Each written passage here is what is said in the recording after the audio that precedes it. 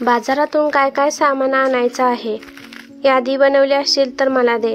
मी आता जाऊन सगळं सामान घेऊन येतो. नाहीतर सणाच्या दिवशी बाजारात खूप गर्दी असते. आणि तू दिवाळीचा फराळ बाजारातून मागशील की नेहमीसारखा सर्व फराळ घरीच बनवणार आहेस? 60 वर्षीय मोहनराव यांनी आपल्या बायकोला वसुंधराला विचारलं. नाही, मी कोणतीच सामानाची यादी बनवली नाही आहे. तुमच्या मनाला येईल ते तुम्ही घेऊन या. यावर्षी मला दिवाळीचा सण बनवायला मन नाही होत. काय, आपल्या मुलाच्या मनात सुद्धा हेच विचार चालू असतील का?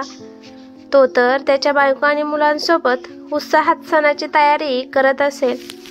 त्याला काय पडले आहे आपले आई बाबा कुठल्या अवस्थेत असतील, असे वसुंधरा ताई म्हणाल्या. या परिस्थितीला जबाबदार पण आपणच आहोत वसुंधरा. आपणच परिवारात एकताच्या बदल्यात भेदभावाचा भाव ठेवला. आपल्याला जी सेवा, जो मान सन्मान मुलगा आणि सुनबाईपासून मिळत होता तो आपणच आपल्या कर्माने घालवला आहे. मोहनराव हळूच वसुंधरा ताईंना म्हणाले. आपल्या नवऱ्याकडे बघत वसुंधरा ताई म्हणाल्या, हो, तुम्ही खरंच म्हणत आहात. आपण मोठे बोलण्याच्या लायक नाही आहोत. आपण आपल्या मुलीच्या आणि जावयाच्या गोड बोलण्यात येऊन आपल्या घराचा पाया हलवला आहे. म्हणूनच तर आज आपण एकटे पडले आहोत. वसुंधरा यांचे हे बोलणे ऐकताच मोहनराव हातात पिशवी घेऊन बाजारात निघून गेले. आणि इकडे वसुंधरा मात्र डोक्यावर हात ठेवून बसल्या आणि जुन्या आठवणी त्यांना आठवू लागल्या. मोहनराव आणि वसुंधरा यांच्या कुटुंबात त्यांचा मुलगा अक्षय, सून पल्लवी आणि त्यांची 2 मुले, एक 10 वर्षाची मुलगी आणि 6 वर्षाचा मुलगा. याच्या व्यतिरिक्त मोहनराव यांची मोठी मुलगी सीमा, तिचं लग्न झालं होतं. ती वयाने अक्षयपेक्षा मोठी होती. सीमाचा नवरा जय खूपच लालची माणूस होता. त्याच्या मनात काही वेगळं असायचं आणि तोंडावर काही वेगळं असायचं. वसुंधरा आणि मोहनराव या आपल्या मुली आणि जावयासमोर आपल्या सुनेचे आणि मुलाचे प्रेम आणि सन्मान दिसत नव्हता. आजूबाजूच्या काही घटना आणि जावयाच्या बोलण्यानुसार त्यांना असं वाटायचं की मुलगा आणि सुनबाई त्यांची जी सेवा करतात, जो मान सन्मान त्यांना देतात, ते लोभामुळे देत आहेत. अहो बाबा, तुमच्या पेन्शनचे पैसे आणि घराचा खर्च तुमच्या मुलाच्या हातात देऊ नका. त्यांना म्युच्युअल फंडमध्ये इन्व्हेस्ट करा आणि घर तर तुम्ही जिवंत असेपर्यंत आपल्या मुलाच्या नावावर करू नका. कारण घरावर तर तुमच्या मुलीचा सुद्धा बरोबरीचा हक्क असतो. तसं तर आम्हाला कोणताही हक्क नको आहे आणि नाही आम्हाला कोणत्या गोष्टीचा लोभ आहे. आजकाल तर मुलगा आणि सून आपली जबाबदारी योग्य रीतीने सांभाळत नाहीत आणि वरून आपल्या वडिलांचे घर आपल्या नावावर करण्यासाठी तयार असतात. बाबा, देव ना करो उद्या तुम्हाला काही झालं तर तुमची ही सून आईचं जगणं मुश्किल करेल, घरावर पूर्ण कब्जा करून ठेवेल आणि आईना मात्र वृद्धाश्रमात पाठवून देईल. एक पैशासाठी तुम्हा लोकांना तरसावे लागेल. म्हणूनच मुलगा आणि सुनेवर विश्वास ठेवणे या जगात बरोबर नाही आहे. काही अशाच प्रकारे जावई जयने मोहनराव आणि वसुंधरा ताई यांच्या मनात शंकेचं बीज पेरलं होतं. बिचारे कानाने हलके असलेले दोघेही नवरा बायको त्यांना आता आपल्या मुलाच्या आणि सुनेच्या प्रत्येक गोष्टीमध्ये षड्यंत्र असल्यासारखं वाटू लागलं होतं. काही दिवसांनी मोहनराव अक्षयला म्हणाले, अक्षय, तुझी बहीण आणि जावईराव यांच्या लग्नाचा वाढदिवस आहे. त्यामुळे आम्ही गिफ्ट म्हणून नवीन वॉशिंग मशीन घेऊ इच्छित आहोत. सीमा म्हणत होती की तिचा वॉशिंग मशीन सारखा खराब होत आहे. दुरुस्त करण्यास सुद्धा खूप सारे पैसे खर्च होत आहेत. म्हणून आम्ही विचार केला की तिच्या लग्नाच्या वाढदिवसाला आपण तिला तिचं वॉशिंग मशीन गिफ्ट करूयात. पण बाबा, वॉशिंग मशीन घेण्यासाठी कमीत कमी 50 ते 60 हजार लागतील. काय, एवढं महागडं गिफ्ट देणे गरजेचं आहे का? माझी सॅलरी येण्यासाठी सुद्धा अजून वेळ आहे. जर तुमच्याकडे पैसे असतील तर तुम्हीच टीव्ही किंवा वॉशिंग मशीन घ्यायची व्यवस्था करा. तसं तर मी 10,000 पर्यंत गिफ्ट देऊ शकतो, असे अक्षय म्हणाला. अरे अक्षय, माझ्या पेन्शनचा मोठा हिस्सा तर म्युच्युअल फंडमध्ये जात आहे. रिटायरमेंटच्या वेळी जे पैसे मिळाले होते त्या पैशांनी आम्ही हे घर खरेदी केलं होतं. असं कर, ऑफिसमधून ॲडव्हान्स घे, पण बहिणीला गिफ्टमध्ये TV किंवा वॉशिंग मशीन दे. आता आमच्या नंतर हे घर तर तुझंच होईल. मग काय, तू आपल्या बहिणीला काहीच देणार नाहीस का? अक्षयची प्रायव्हेट नोकरी होती आणि त्यामध्ये त्याची बायको, मुलं आणि आईवडिलांचे खर्च तर पूर्ण होत होते, परंतु बचतीच्या नावावर काही जास्त बचत होत नव्हती. म्हणून अक्षयसाठी झटक्यात 50,000 ते पण गिफ्टसाठी काढणे खूपच मुश्किल होत होते. प्रत्येक सणासुदीला, वाढदिवसाला, ॲनिव्हर्सरीला अक्षयचे आईबाबा त्याला एकापेक्षा एक महागडे सामान बहिणीला देण्यासाठी सांगत होते आणि या उलट मुलगा आणि सूनबाई प्रत्येक सणासुदीला आपलं मन मारून राहत होते. शेवटचं तो आपल्या कुटुंबासोबत कधी फिरायला गेला होता त्याला आठवत सुद्धा नव्हतं. अक्षयला त्याचे आई वडील प्रत्येक वेळी हेच म्हणायचे की हे आमचं घर आहे, तुम्हाला आमच्या हिशोबानेच इथे राहावं लागेल. सुनबाई पल्लवी सुद्धा घरातील सगळी कामे खूप चांगल्या पद्धतीने करत होती. आपल्या नवऱ्याची आर्थिक परिस्थिती पाहत पल्लवीने जेव्हा टीचरचा जॉब करण्याचा विचार केला तेव्हा वसुंधरांनी तिला सरळ नकार दिला.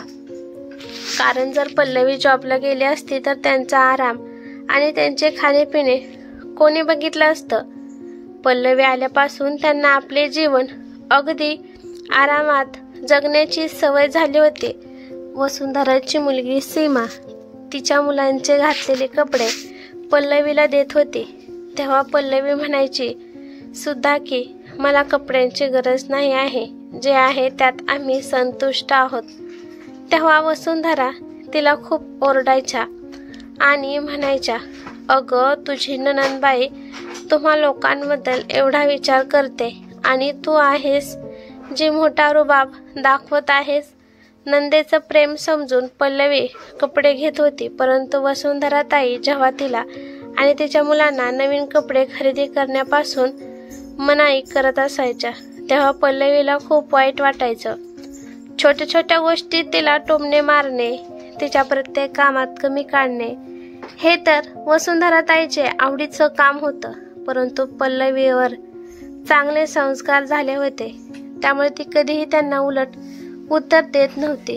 अहो आई बाबा, तुमचा मुलगा आणि सून तुमची इतकी सेवा करतात, तुम्हा लोकांना कधीच उलट उत्तर देत नाही. हे सगळे यासाठी की त्यांचा या घरावर डोळा आहे. जर तुम्ही लोकांनी त्यांच्या कोणत्या गोष्टीवर रागवून त्यांना या घरातून बाहेर काढले तर ते लोक कुठे जातील? बाहेर घराचं भाडं किती जास्त आहे? 10,000 ते 15,000 कमीत कमी त्यांना घराचं भाडं भरण्यासाठी लागतील. इथे राहून त्यांची पैशाची चांगली बचत होत आहे. जावई जयने सासू सासऱ्यांना त्यांचा मुलगा आणि सुनेविरुद्ध पुन्हा एकदा भडकवलं होतं. जावयाच्या बोलण्यात येऊन मोहनराव आणि वसुंधरा ताईला असंच वाटत होतं की घराच्या चक्करमध्येच त्यांचा मुलगा आणि सून त्यांच्यासोबत चांगले वागत आहेत. परंतु त्यानंतर आई वडिलांच्या निराधार हट्टीपणा आणि उद्धटपणा सून आणि मुलावर हेवी होऊ लागला. इकडे काही दिवसापासून पल्लवीची तब्येत ठीक नव्हती. तिला मासिक पाळी दरम्यान त्रास होत होता. तेव्हा अक्षय त्याच्या आईला म्हणाला, आई मी पल्लवीला डॉक्टरांकडे घेऊन जात आहे. तेव्हा वसुंधरा ताई अक्षयला म्हणाल्या, पल्लवीला सरकारी हॉस्पिटलमध्ये दाखव. बेकारमध्ये मोठ्या डॉक्टरांकडे जाऊन उपचार करण्याची काही गरज नाही आहे. तेव्हा अक्षय तर त्यांना काही बोलला नाही, पण आपल्या बायकोला एका चांगल्या गायनॉकॉलॉजिस्टकडे घेऊन गेला. वसुंधरा ताईला जेव्हा या गोष्टीबद्दल समजलं तेव्हा त्यांनी घरात खूप तमाशा केला. अरे तुम्ही अशाच प्रकारे जर पैसे उडवत राहाल का? आता तर तुम्ही आई वडिलांच्या घरात राहत आहात त्यामुळे मजेत राहत आहात. जेव्हा तुम्ही या घराच्या बाहेर निघाल तेव्हा तुम्हाला डाळ आणि तांदळाचे भाव माहीत पडतील. बस कर आई, पल्लवी या घरासाठी किती करत असते. जर तुम्ही लोक चांगल्या ठिकाणी उपचार घेऊ शकता तर माझी मुलं आणि माझी बायको का नाही घेऊ शकत? ताईच्या प्रती असलेली जबाबदारी सुद्धा मी निभावतो, पण तिने माझ्या क्षमतेनुसार तर मागितलं पाहिजे. जर तुम्हा लोकांना असं वाटत असेल की मी आणि माझी बायको या घराच्या लोभापायी तुमची सेवा करत आहोत, तुमची इज्जत करत आहोत, तर तुम्ही आताच्या आता हे घर ताई आणि दाजींच्या नावावर करा. आम्ही लोक या घरातून निघून जातो. आम्हाला फक्त तुमचे आशीर्वाद खूप आहेत, त्या व्यतिरिक्त आम्हाला काही नको. अक्षय एकदम दुःखी स्वरात म्हणाला. 2 दिवसानंतर अक्षय आपल्या मुलांना आणि बायकोला घेऊन दुःखी मनाने भाड्याचे घेतलेल्या एका छोट्याशा घरात शिफ्ट झाला.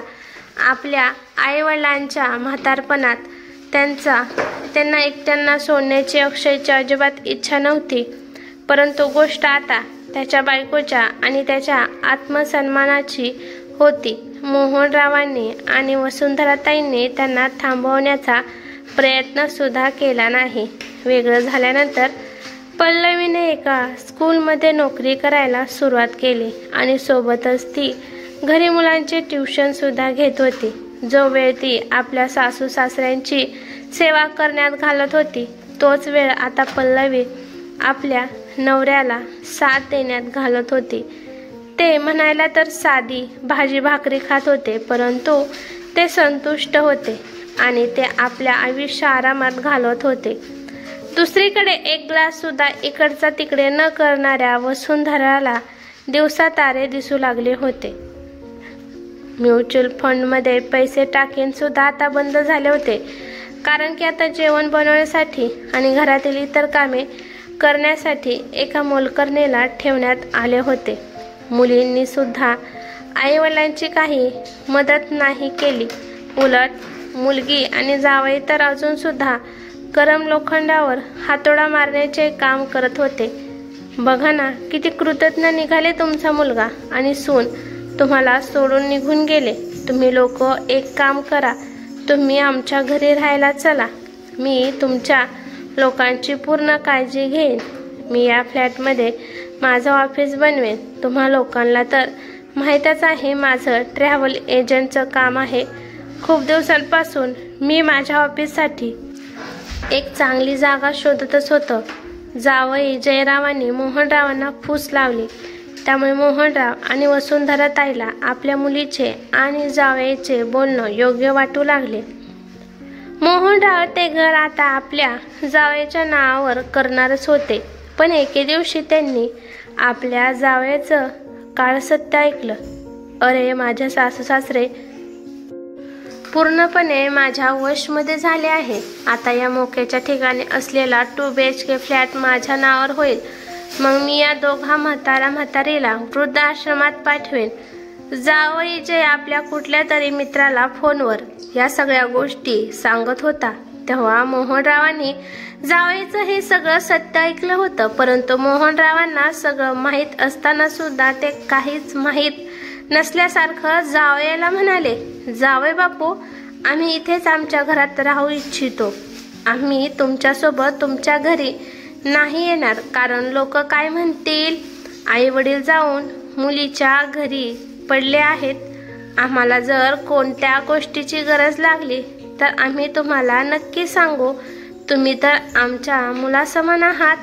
मुलगी आणि जावई त्यांच्यासमोर खूप हट्ट करू लागले, परंतु मोहनरावांनी त्यांच्यासोबत जाण्यास नकार दिला. तेव्हापासून जावयाचं त्यांच्यासोबतचं वागणं बदलून गेलं होतं. या गोष्टीनंतर जावयाने कधीच त्यांना फोन केला नाही किंवा हाल हवाल सुद्धा विचारला नाही. कसंबसं वसुंधराताईने घर चालवत होत्या. मुलगा आणि सून गेल्यानंतर लगेच दिवाळीचा सण आला होता. त्यामुळे दोघं नवरा बायको खूपच उदास बसले होते. चुकी तर त्यांच्याकडून झाली होती. त्यांनी आपला मुलगा आणि सून यांच्यावर विश्वास ठेवला नाही. दिवाळीच्या सकाळीच वसुंधराताईंच्या दरवाजावर कोणीतरी ठोठवला. वसुंधराताईंनी लगेच दरवाजा उघडला आणि त्यांनी पाहिलं तर त्यांचा मुलगा आणि सून मुलांसोबत दारात उभे होते. आई, दिवाळीच्या दिवशी आम्ही तुम्हाला लोकांना एकटं कसं सोडू शकत होतो. आम्ही तुमच्यासोबत दिवाळी बनवण्यासाठी आलो आहोत। पल्लवी खूपच आदराने म्हणाली। तेव्हा वसुंधरा म्हणाल्या, सुनबाई, आम्हाला माफ कर, आम्ही नेहमीच तुम्हा दोघांना चुकीचं समजत आलो आहोत। मुलीच्या मोहात मुलाला परख करून टाकलं। आता तुम्ही लोक कायमचे आमच्या सोबत या घरातच राहा। नाही आई, आता हे शक्य नाही। मला जो आता आत्मसन्मान भेटला आहे त्याला मी आता तुटू देऊ शकत नाही। आपण लांब राहून सुद्धा एक सोबत राहू। सुखदुःखात आम्ही नेहमीच तुमच्या सोबत राहू, अक्षय म्हणाला। तेव्हा वसुंधराताई आणि मोहनरावांना या गोष्टीमुळे आनंद झाला की मुलाने आणि सुनेने लांब राहून सुद्धा मनाने त्यांची सोबत सोडली नाही। ही कथा कशी वाटली ते मला कमेंट करून नक्की सांगा। कथा आवडली तर लाईक शेअर नक्की करा आणि चॅनलवरती नवीन असाल तर चॅनलला सबस्क्राईब करा। धन्यवाद।